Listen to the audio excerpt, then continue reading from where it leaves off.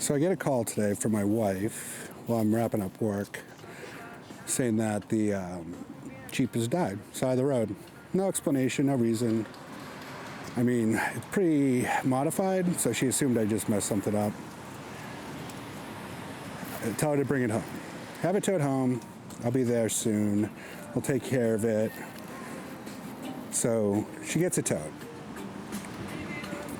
She talks to a tow truck driver, then she talks to an acquaintance at a shop. Oh, it must be the alternator, must be the battery. So it's a 2020, $54,000 sticker price. Better not be the alternator, which I have heard of happening.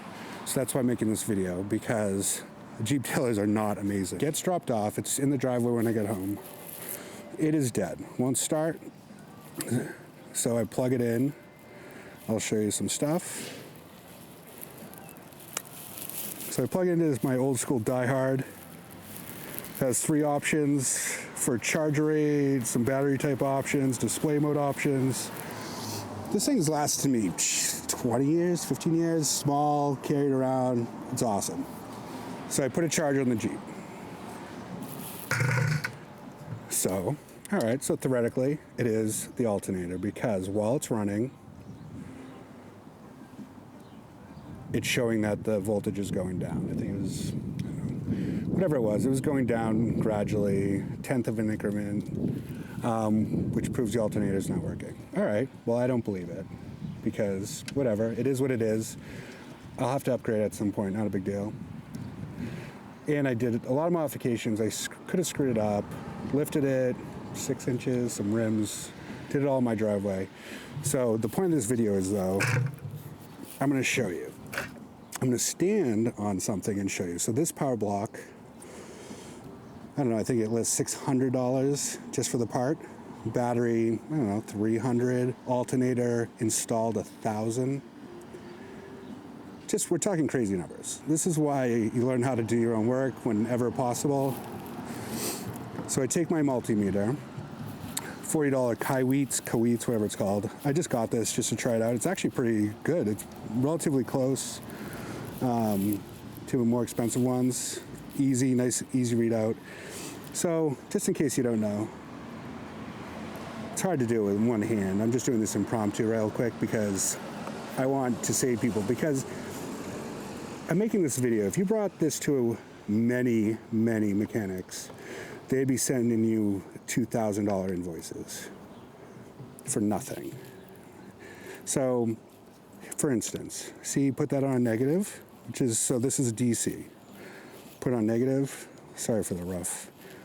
And see these little tabs on the fuse box. So this is a 2020 Jeep Wrangler JL, by the way.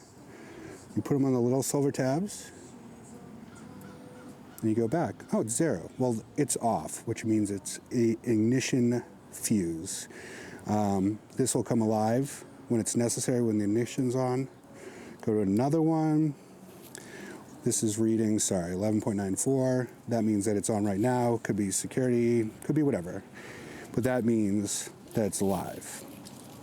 Okay?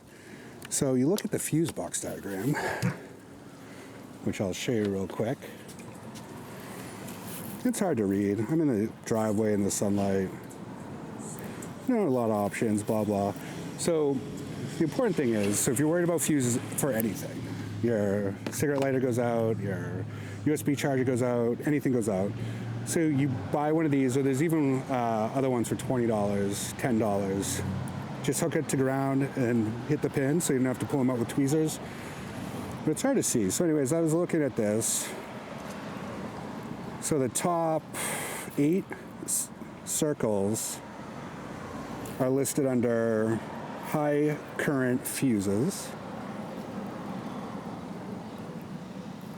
Right, it's without even inspecting it, without me letting them inspect it, because that's what they want to charge, or that's what they were thinking, that's what they were going to start with, instead of doing what I did and troubleshoot with a $40 voltometer, multimeter. Long story short, alternator not charging, and then electricity issues coming up on the dashboard, then the Jeep dies.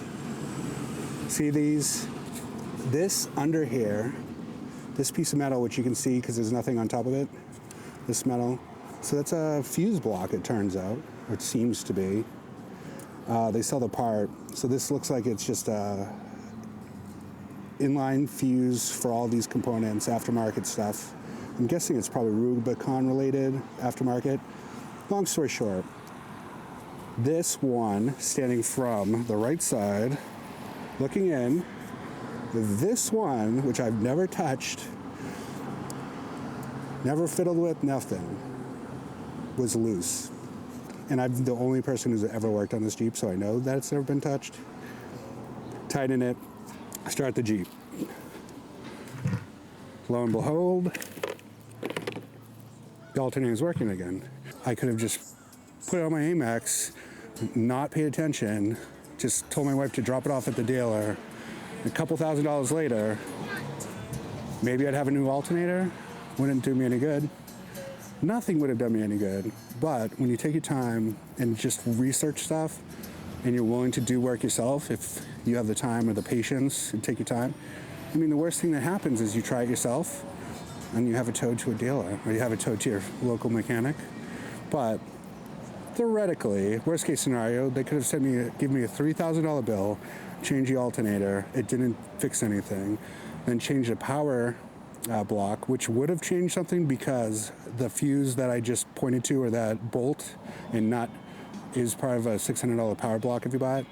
So theoretically it would have fixed it when they just put it all back together. But who knows what the labor would have been on that.